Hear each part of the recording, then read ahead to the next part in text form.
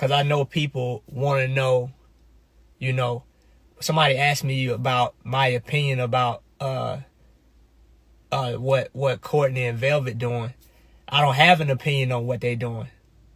I only have an opinion over the mentality. I don't have an opinion about what people do with their life individually, because no one or two or three people is gonna get that much time in my life to occupy that type of space. The only thing I got to say about that situation, which transcends the situation itself, is it's just my opinion. I feel like a slave that fully understands slavery would never desire to be the master. That's all I got to say, and that's it. Because when you start honing in onto people specifically, and when you start honing in on events specifically, then you get swept away in the semantics of that person and that event. But it's bigger than the people. It's bigger than the event. It's the idea. It's the concept that it is what needs to be addressed. That and you'll never see me like I used to as the character I was portraying. You'll never see me going in on one person. You'll never see me going in on one event. I'm trying to acknowledge the big picture that encompasses the idea itself, rather than giving the particular person or event so much attention, because no event or no person stops. It never stops at the event, and it never stops at the people. It's the idea that's an issue. The idea that it's not one person and it's not one event. It's the idea of, let's say, treating people bad.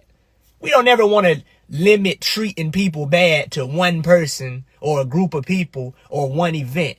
The treating people bad, the idea of it is the problem. I'm not about to sit up here and say this person treats people bad and let's focus on that person, or in this event in my life something bad happened, so let's focus on me. No, nigga, don't focus on me and don't focus on the people. Let's uplift let's extract the idea, nigga, the idea. Let's not focus on carbonation and the people that was involved. Let's focus on the concept and the potential of people being misled and people getting involved in one thing, later finding out that it was something else. Let's extract the idea. And like I said, I just feel like, and I just use I guess, what do you call that shit? An analogy. A slave that fully understands slavery will have no desire to be a slave master. Once you fully recognize that you was in a toxic environment, you will have no desire to reformat that environment. I just don't. But maybe I could be proven wrong later. That's just my opinion, and our opinions change as we evolve and as we experience more things. So we have to stop thinking that we're locked into beliefs. Like, that's religion. That's religion for you. Like, religion typically locks you in. Like, oh, what you believe forever.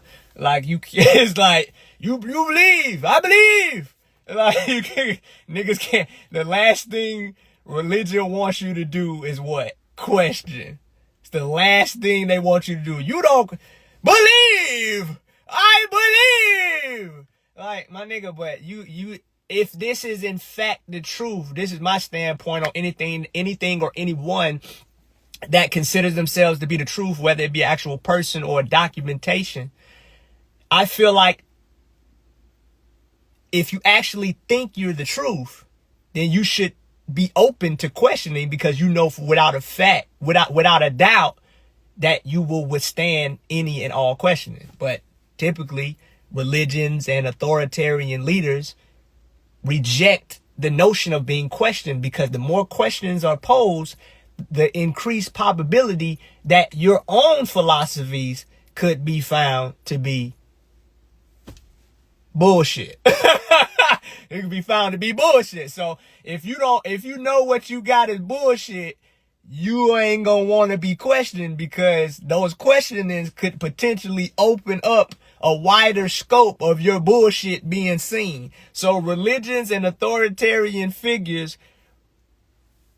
reject the idea of questioning because of that fact.